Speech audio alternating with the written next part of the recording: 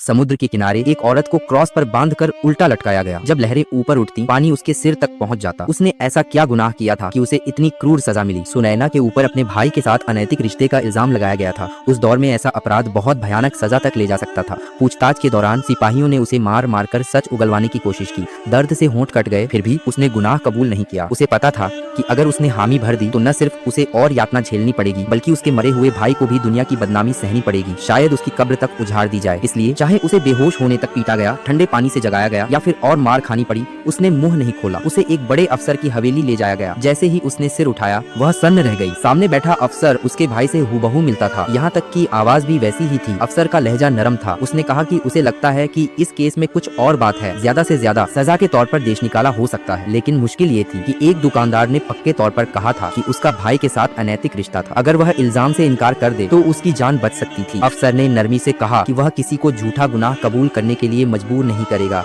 और उसे सच बोलने की हिम्मत देनी चाहिए। लेकिन उसका जवाब चौंका देने वाला था। उसने कहा, हाँ ये सच है। अफसर ने सोचा कि शायद वह मार खाकर डर गई है। उसने दोबारा कहा कि वह सोच समझकर जवाब दे, लेकिन उसने सब कुछ सोच लिया था। वह देश निकाला नहीं चाहती थी, क्योंकि तब वह अपने भाई की कब्र की हिफाजत नहीं कर पाती। उसने सोचा इससे अच्छा है कि वह मर जाए और अपने भाई के पास चली जाए। इसलिए उसने झूठ बोला कि उसने ही अपने घायल भाई को बहकाया और उससे रिश्ता बनाया। वह अपनी मौत से अपने भाई की इज्जत बचाना चाहती थी। इस बयान के बाद अफसर चाहकर भी कुछ न कर सका। आखिरकार उसे डूबकर मरने की सजा सुनाई गई। उस वक्त की दूसरी सजाओं के मुकाबले ये थोड़ी कम क्रूर थी। उसे उल्टा लटकाकर समुद्र में खड़ा किया गया, जहां लहरें धीरे धीरे उसे डुबो रही थीं। मौत तुरंत नहीं आई, बल्कि उसे लंबी और दर्दनाक यातना से गुजरना पड़ा। भैया, मैं बस अब तुम्हारे पास आ रही हूँ। मुझे किसी की फिक्र नहीं, बस तुम्हारी इज्जत बचानी है, उसने आखिरी बार सोचा।